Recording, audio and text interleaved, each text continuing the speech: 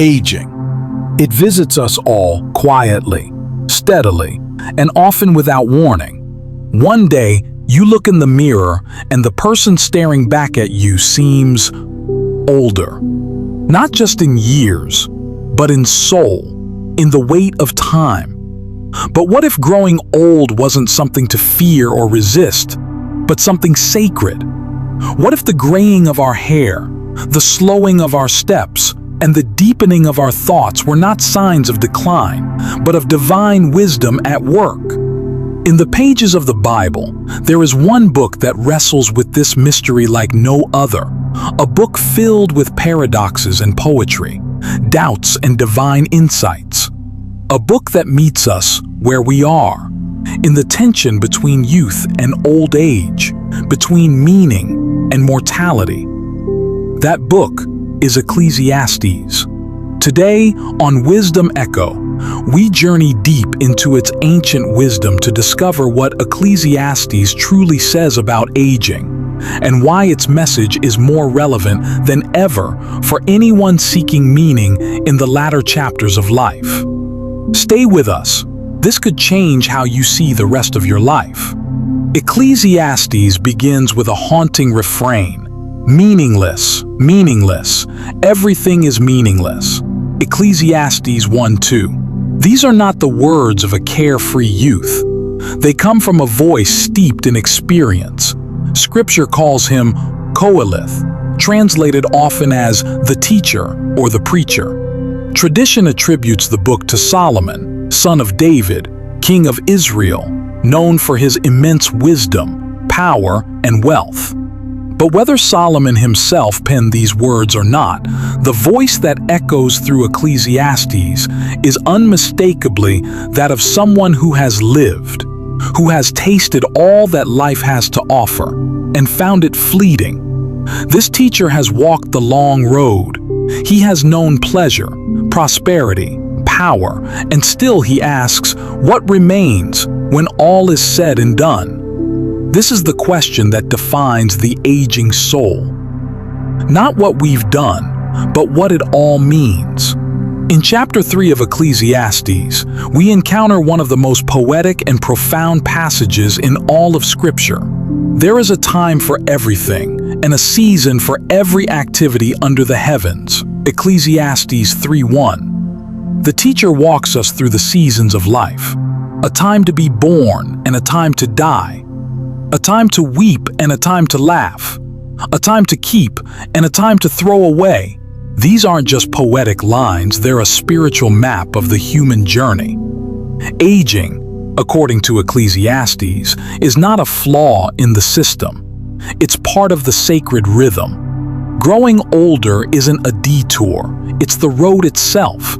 And just like autumn leads into winter, our later years are not a rejection of life, but the fulfillment of its rhythm. When we stop fighting the seasons, we live in a culture obsessed with youth.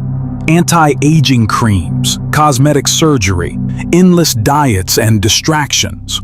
But Ecclesiastes offers a different lens. I undertook great projects. I amassed silver and gold for myself. I denied myself nothing my eyes desired. Yet, when I surveyed all that my hands had done, everything was meaningless. Ecclesiastes 2:4-11. The teacher had everything: wealth, success, pleasure. But with age came clarity. These things don't last. They don't satisfy. He doesn't say they are evil, but that they are empty when pursued as ends in themselves. This is the great unveiling that comes with age. The illusions fall away. We see more clearly, and if we're honest, we realize what truly matters can't be bought, built, or bragged about. In aging, we are invited to stop chasing and start cherishing. In the closing chapter of Ecclesiastes, the teacher offers a sobering plea. Remember your Creator in the days of your youth before the days of trouble come, and the years approach when you will say, I find no pleasure in them. Ecclesiastes 12:1. This is often quoted to the young, but its wisdom is just as crucial for the aging. For those who are young, it's a call to root their identity in God early, before the trials of life test their foundation. But for those growing older, it's a gentle echo. Remember, not with regret, but with reverence. To remember your Creator is to recenter your life, not on what you've lost, but on the one who never changes. It is to bring your aging body, your tired spirit, your learned heart, and lay it before the one who has walked every season with you. Perhaps the most beautiful and haunting passage about aging in all of Scripture comes in Ecclesiastes chapter 12. It is a poem, a visual and emotional masterpiece. Before the silver cord is severed and the golden bowl is broken, Ecclesiastes 12:6, the teacher uses metaphor to describe the aging body. The keepers of the house tremble, hands that once were strong now shake. The grinders cease because they are few, teeth lost to time. The windows grow dim, eyesight fading. The doors to the street are closed, withdrawal from the outer world. This is not mockery, it's a reverent portrait of the body returning to dust. And yet, the poem ends not in despair, but in awe. The dust returns to the ground it came from, and the spirit returns to God who gave it.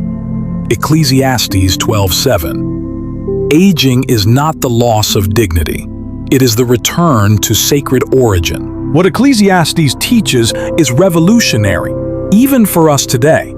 It tells us that mortality is a gift. Not because death is desirable, but because it gives life its urgency, its beauty, its clarity. Better to go to the house of mourning than to the house of feasting, for death is the destiny of everyone. The living should take this to heart. Ecclesiastes 7:2. In aging, we are brought face to face with the truth. We are not gods. We are dust, yes, but dust breathed into by the Spirit of God. To grow old is not to grow irrelevant. It is to become more acutely aware of what truly matters. Our time is short, but it can be filled with deep purpose if we live it wisely. After all the wrestling, the doubts, the searching, the reflections, the teacher concludes with these words: "Now all has been heard. Here is the conclusion of the matter. Fear God and keep His commandments, for this is the duty of all mankind." Ecclesiastes 12:13. This is not a pessimistic ending. It is a return to the center. The point of life at every age, and especially in our later years, is not to grasp for more, but to rest in God, to live humbly, to love fully, to obey faithfully. In a world that tells us to cling to youth, Ecclesiastes tells us to cling to truth.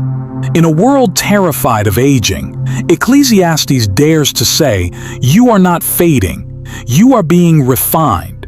You are not your wrinkles. You are not your slowing pace. You are not your losses.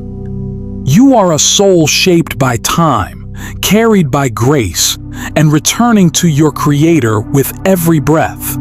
Ecclesiastes doesn't sugarcoat aging. It honors it. It tells the truth, but also offers hope. So whether you're in the autumn of life or winter is drawing near, take heart. You are not forgotten. You are not done. You are being made ready for eternity. If this message stirred something in your heart, if Ecclesiastes spoke to your soul the way it has to ours, then don't let this be the end of the conversation. Like this video, share it with someone who needs encouragement. Leave a comment. Tell us how aging has shaped your faith. And subscribe to our channel, Wisdom Echo, for more biblical insights that honor life, faith, and the journey we all walk. Because your story, your wisdom, deserves to echo through generations. We'll see you in the next video. Until then, keep seeking, keep trusting, and keep echoing wisdom.